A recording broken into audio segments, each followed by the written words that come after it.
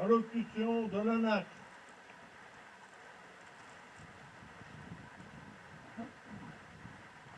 Mesdames, Messieurs les élus, Mesdames, Messieurs de la gendarmerie, sapeurs-pompiers, Mesdames et Messieurs les anciens résistants, descendants de résistants, Mesdames, Messieurs les porte-drapeaux, chers amis fidèles de la résistance et du devoir de mémoire. 75 ans. 75 ans, c'est presque le temps d'une vie. C'est largement suffisant pour l'oubli. Heureusement, nous sommes encore nombreux à entretenir la mémoire de la résistance.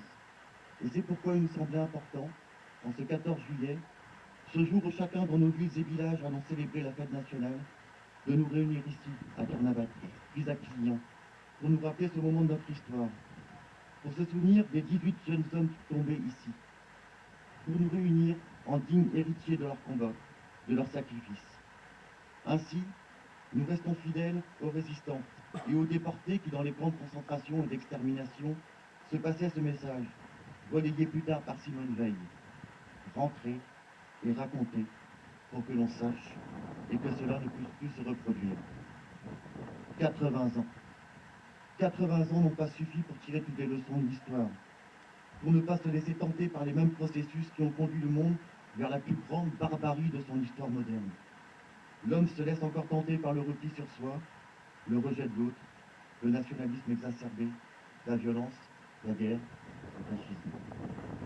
Ce même cocktail explosif qui a conduit presque démocratiquement Hitler au pouvoir, qui a fait le lit du Troisième Reich et qui déclara la guerre à la France en septembre 1939. Le nouveau monde dont on nous parle trop souvent a le goût rance et l'odeur de soufre parfois. Il nous montre trop souvent l'impression d'un déjà vu. 100 ans. Plus d'un siècle s'est écoulé depuis la mise en garde de Jean Jaurès lorsqu'il s'opposait à la première boucherie mondiale. Aujourd'hui, nombreux sont les signes inquiétants et nous devons répéter sans cesse les mots du grand Jaurès.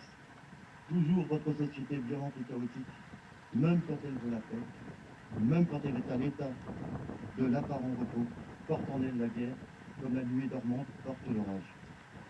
1 an. Il y a 1 an, grâce au travail de tous les gardiens de la mémoire, avec le soutien des familles, les jeunes du conseil municipal de Sker redonnaient un visage aux 18 héros tombés à Carnabat. À chaque rue de Sker, de Tours, de Rospordin, de Corrèze, à chaque rue sa peine, à chaque croix son martyr, dit-on. Mais derrière l'histoire se cachent toujours des hommes, des femmes, des fils et des filles, des histoires intimes, des convictions, des luttes, des tempéraments, des doutes, des peurs. Et pour tous l'acceptation d'une mort possible, mais certainement l'envie de vivre libre, chevillée au corps. Ils étaient nus, ouvriers, paysans, artisans, commerçants, juste quelques hommes justes. 75 ans, et si peu de survivants, si peu de vivants, tant d'hommages à rendre, tant à mettre en terre. Le temps est un ennemi implacable, imbattable. 75 ans pendant lesquels les acteurs de la résistance, leurs héritiers, les citoyens de ce pays, vous, nous, tant d'autres, ont raconté l'histoire.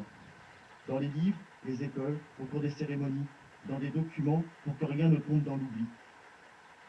Comment pourrions-nous d'ailleurs oublier les paroles de Leonard Cohen dans sa chanson Le Partisan? Les Allemands étaient chez moi. Ils m'ont dit, résigne-toi, mais je n'ai pas peur. J'ai repris mon arme, j'ai changé 100 fois de nom, j'ai perdu femme et enfants, mais j'ai tant d'amis, j'ai la France entière. Un vieil homme dans un grenier, pour la nuit nous a cachés. Les Allemands l'ont pris, il est mort sans surprise. 75 ans pour tracer ici le chemin de la mémoire.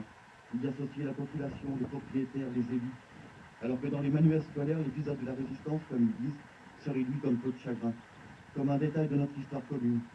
Et encore trop de travail à effectuer, rendre toute leur place aux femmes dans la résistance, sans qui rien n'aurait été possible, associer les populations civiles, qui elles aussi ont payé un lourd tribut, rendre justice équitable à ceux qui ont été jugés, peut-être trop rapidement à l'issue de la libération. Tant d'années, tant de rassemblements, ici à Carnabat et Quillan, avec en tête la phrase de Lucie Aubrac, le verbe résister doit toujours se conjuguer au présent. Alors notre message va vers la jeunesse qui reprend le flambeau. Celle vers laquelle Simone Veil confiait sa confiance, les jeunes générations ne soutiennent pas foi en ce qu'elles diffèrent de nous. Nous les avons nous-mêmes élevées de façon différente de celle dont nous l'avons été. Mais cette jeunesse est courageuse, capable d'enthousiasme et de sacrifice comme les autres. Sachons lui faire confiance pour conserver à la vie sa valeur suprême. Et dans sa merveilleuse chanson Jeunesse lève-toi, Damien Saez vous exhorte. Je cite encore. Puisqu'ici, il n'y a qu'au bobin qu'on est libre, de ton triste coma, je t'en prie, libère-toi. Puisqu'ici, il faut faire du bilan et des chiffres, sont nos amours toujours au bord du précipice. N'entends-tu pas ce soir chanter le chant des morts, à la mémoire de ceux qui sont tombés pour toi? Jeunesse, lève-toi. Nous associons à ces paroles Pierre Hugues des Freedom Angels, association qui participe aux reconstitutions que nous avons organisées au Grand Champ à Sker. Vous avez pu assister hier au parachutage sur Terre-Navat et nous vous invitons à venir découvrir aujourd'hui le corps allié, la vie des résistants, le matériel sur le même site. Et nous les remercions évidemment au faire de ce 75e anniversaire, si on peut dire, un événement si particulier à Sker. Aussi, il nous faut rappeler en quelques lignes les faits qui se sont déroulés ici, précisément. Ici, Radio Londres. Les Français parlent aux Français. Message personnel. Le vent souffle dans les blés. Ce message est capté le 14 juillet 1944 vers 11h, au PC installé à Guerveur. Il annonce un second parachutage de vivres et matériel pour le soir même sur le terrain de pêche à Miné-Kervien. Le vent souffle dans les blés pour les maquisards de Sker, Tours, Corrèze, Rospordin et communes alentours, portant en lui les premières effluves des combats de la libération. Car ce 14 juillet 44, les échos du débarquement, les premières villes libérées, enthousiasment la France et les forces combattantes de l'intérieur. Le maquis du Vercors proclame le rétablissement de la République et l'abrogation des lois du régime de Vichy.